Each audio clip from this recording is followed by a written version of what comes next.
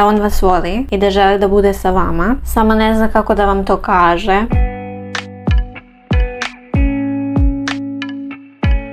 Pozdrav svima i dobrodošli u još jednu mini epizodu Vaša pitanja.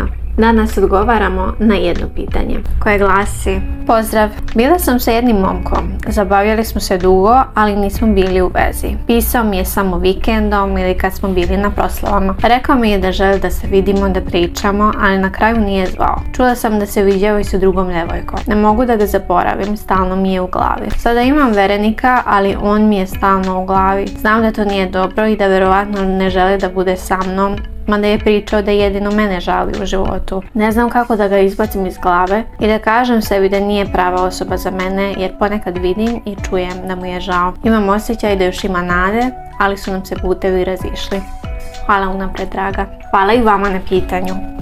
Ajde da pričamo malo o moći ideje. Šta kaže Leonardo DiCaprio u filmu Inception? Da ideje kao virus može da naraste i da određuje čovjeka, da ga definiše ili da ga uništi.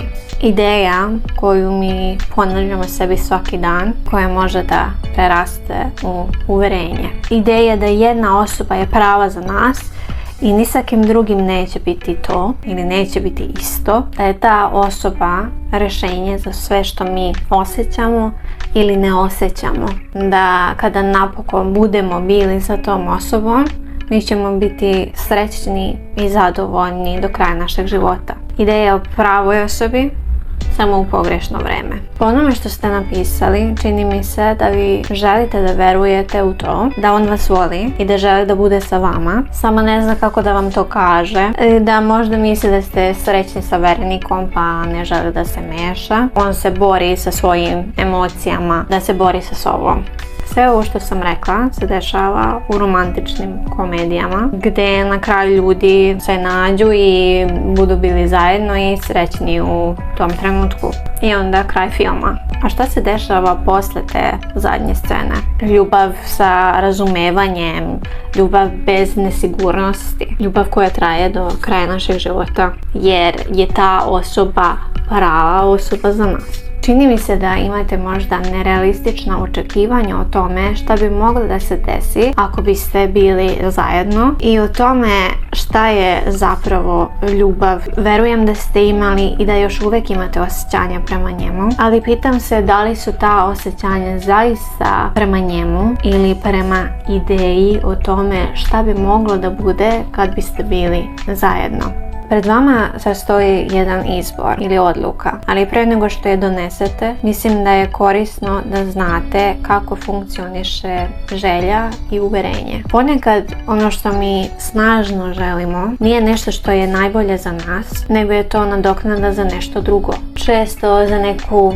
raniju ranu ili potrebu ili za potvrđivanje nekog uverenja. Uverenja o našoj nedovoljnosti ili niskoj vrednosti ili uverenje o tome šta mi mislimo da zaslužujemo. A da hajde da sagledamo realne situacije. Šta ste vi zapravo dobili od njega? On je govorio jedno, a radio drugo, znači dobili ste nedoslednost. Vidjeli ste se, verujem, kad je njemu najviše odgovarala, zato što ste mu bili uvijek dostupni, tako da nije vas cenio. I dobili ste neizvesnost koja je bila praćena sa momentima uzbuđenja ili sreće, zato što ste se vidjeli.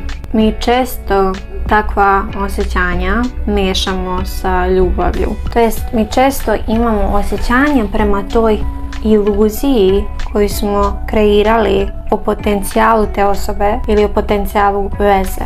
I sada sa druge strane stoji vaš verenik koji misli da je pronašao odgovarajuću osobu za sebe, ali sa njim nije tako kao što je bio sa tim bivšim, jer nemate uzbuđenosti, nemate neizvesnosti. Da li će nas osoba hteti ili ne, da li će napokon želiti da bude sa nama. Nemate neizvesnosti, ne morate da dokazujete svoju vrednost, znate da će biti tu i to nije ono što ste osjećali sa ovim prethodnim. Ali ljubav nije neizvesnost, ljubav nije nedoslednost, nego je to stabilnost, mir, podrška, poverenje. I ljubav je odluka da želimo ostvariti zajedničku budućnost i da želimo tu osobu za partnera. Vi zaslužujete da vas neko nedvosmisleno bira, tako i vaš verenik.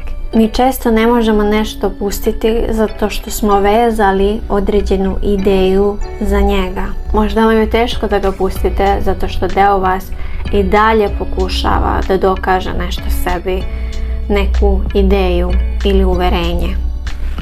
Pa pitanje za vas jeste koja je vaša ideja? I to bi bilo to za danas. Hvala lepo na pažnji i što ste bili tu. Vidimo se u sljedećoj epizodi i želim svima prijatan dan.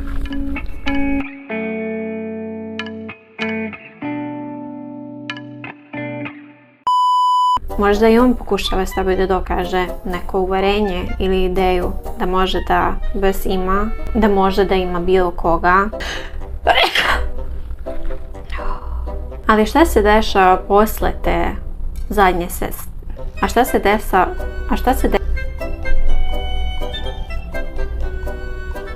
Aha, reči. Okay.